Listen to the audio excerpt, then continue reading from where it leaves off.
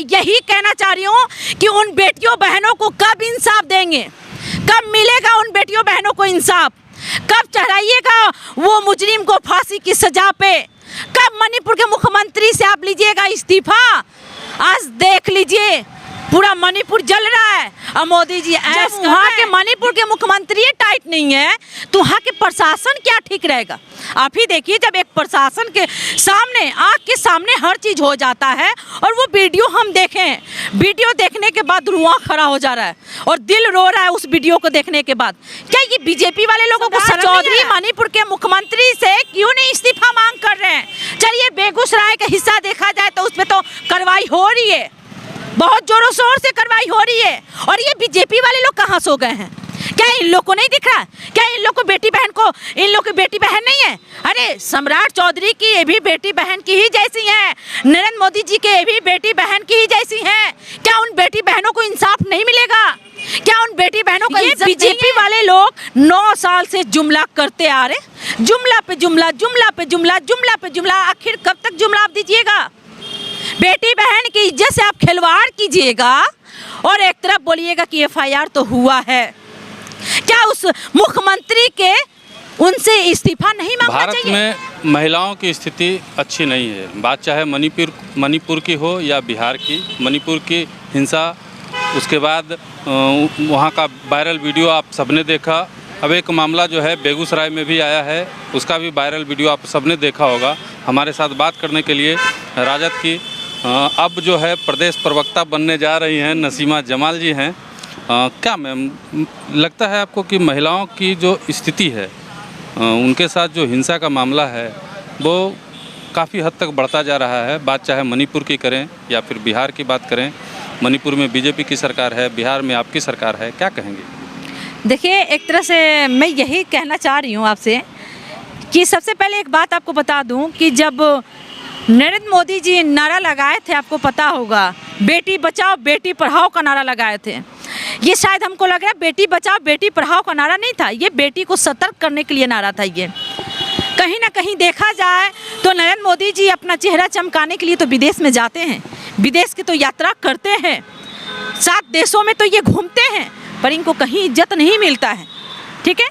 और जहाँ 8 स्टेट में चुनाव है वहाँ पे जम के अपनी तैयारी ये कर रहे हैं। और मोदी को अभी तक मणिपुर का हिस्सा, मणिपुर का जो दुर्घटना हुआ है, अभी मणिपुर का दुर्घटना इनको नहीं दिख रहा है, इनको शर्म नहीं आ रही है कि एक तरफ बीजेपी वाले लोग बोलते हैं महिला का मान सम्मान हम लोग करते हैं और दूसरी तरफ देखा जाए महिला का जो मणिपुर के जो महिला के साथ में हुआ, बहुत उस दुखी से ये महिला बहुत ज़्यादा दुखी है। हम ही नहीं, सारी महिला दुखी थे। क्या नरेंद्र मोदी जी को इस पे एक्शन नहीं लेना चाहिए? क्या आज ये सम्राट चौधरी कहाँ सो गए हैं? आज सम्राट चौधरी मणिपुर के मुख्यमंत्री से क्यों नहीं इस्तीफा मांग कर रहे हैं? चलिए बेगूसराय का हिस्सा देखा जाए तो उसमें तो कार्रवाई हो रही है, बहुत जोरों शोर से कार्रवाई हो रही है और ये बीजेपी वाले लोग कहाँ सो गए हैं? क्या इन लोग को नहीं दिख रहा? क्या इन लोग को बेटी बहन को, इन लोग की बेटी बहन नहीं है? अरे सम्राट चौधरी की ये भी बेटी बहन की ही जैसी है, नरेंद्र मोदी जी के ये भी बेटी बहन की ही जैसी है। क्या उन बेटी बहनों को इंसाफ नहीं मिलेगा? क्या उन बेटी बहनों को इज्जत नहीं है? कहीं ना कहीं देखने के बाद ये लगता है कि महिला सेफ नहीं है। आज देख लीजिए दिल्ली में जो पहलवान बेटियों के साथ में हुआ, क्या ब्रजभूषण सिंह से इस्तीफा ये लोग नहीं लेंगे? ये बीजेपी वाले लोग कहाँ चले गए? कहाँ ये लोग सो गए बीजेपी वाले लोग? जो बिल्किस बानो के साथ में होता है, 11 बलात्कारियों को छोड़ाया जाता है और फूल मिठाई से स्वागत किया जाता है, क्या कहीं ये अच्छा है? इसको तो साफ साबित यही होता है कि आप बलात्कार कीजिए, भाजपा में आइए और दूध के धुले हो जाइएगा, वॉशिंग मशीन की तरह क्लीन हो जाइएगा।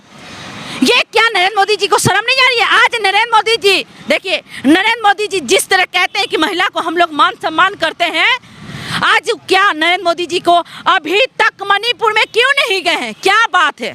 एक और बात है कि बीजेपी जो है कहीं ना कहीं अपना जो है बचाव कर रही है जी, ठीक है। मणिपुर मामले में पीड़िता का बयान आता है और उन्होंने साफ तौर पे कहा है कि मैं पुलिस के साथ थी, ठीक है, पुलिस के साथ उसकी गाड़ी पे थी। वो लोग आए, जो आरोपी हैं वो लोग काफ़ी संख्या में आए और हमको पुलिस की गाड़ी से उतारा। उसके बाद पुलिस जो है देखती रही और हमको जो है निर्वस्त्र होने के लिए कहा गया। हमने जान बचाने के लिए मैं जान बचाने के लिए निर्वस्त्र सबके सामने हुई। वहीं उनके पति का जो बयान आता है वो भारतीय सेना में है। उन्होंने साफ तौर पे कहा है कि हमने कारगिल में देश की सुरक्षा की, लेकिन अपनी ही पत्नी का लाज हम नहीं बचा पाए। तो क्या नहीं लगता है कि प्रशासन पूरी तरह से दोषी है? प्रशासन चाहती, पुलिस चाहती तो मतलब इसको जो है उनको जो है बचाने का प्रयास करती, मर जाती, शहीद हो जाती, लेकिन बचाने का प्रयास तो करती। बिल्कुल, देखिए सबसे पहले मैं ये आपको बता दूं, नरेंद्र मोदी जी ही जब ठीक नहीं तो वहाँ के प्रशासन क्या ठीक रहेंगे? जब वहाँ के मणिपुर के मुख्यमंत्री टाइट नहीं है तो वहाँ के प्रशासन क्या ठीक रहेगा? आप ही देखिए, जब एक प्रशासन के सामने, आँख के सामने हर चीज़ हो जाता है और वो वीडियो हम देखें, वीडियो देखने के बाद रुआं खड़ा हो जा रहा है और दिल रो रहा है उस वीडियो को देखने के बाद। क्या ये बीजेपी वाले लोगों को शर्म नहीं आ रहा है? मैं आपसे यही बात बता दूं, अगर विपक्ष की बात होती ना तो ये लोग पूरा रोड पे निकल के शेर की तरह दहाड़ते हैं। आज वो शेर नहीं, वो गीदड़ है लोग। वो गीदड़ आज कहाँ चले गए? वो बीजेपी वाले लोग कहाँ छुप गए? सम्राट चौधरी क्यों नहीं इस्तीफा मांग रहे? नरेंद्र मोदी जी क्यों नहीं इस्तीफा ले रहे? अमित शाह क्यों नहीं इस्तीफा ले रहे? बीजेपी बिहार की ओर से इस पर बयान आया है। उन्होंने कहा है कि मणिपुर में जो है इस तरह की घटनाएं बहुत हुई हैं, FIR तेजी से हो रहा है। FIR कर देना, देखिए FIR कर देना और उसको करके दिखाना बहुत अंतर है। ये बीजेपी वाले लोग 9 साल से जुमला करते आ रहे, जुमला पे जुमला, जुमला पे जुमला, जुमला पे जुमला। आखिर कब तक जुमला आप दीजिएगा? बेटी बहन की इज्जत से आप खिलवाड़ कीजिएगा और एक तरफ बोलिएगा कि FIR तो हुआ है। क्या उस मुख्यमंत्री के उनसे इस्तीफा नहीं मांगना चाहिए? क्या स्मृति ईरानी कहाँ छुप गई? वो भी तो महिला है, महिला के नाम पे कलंक है। क्या उनको नहीं दिख रहा है?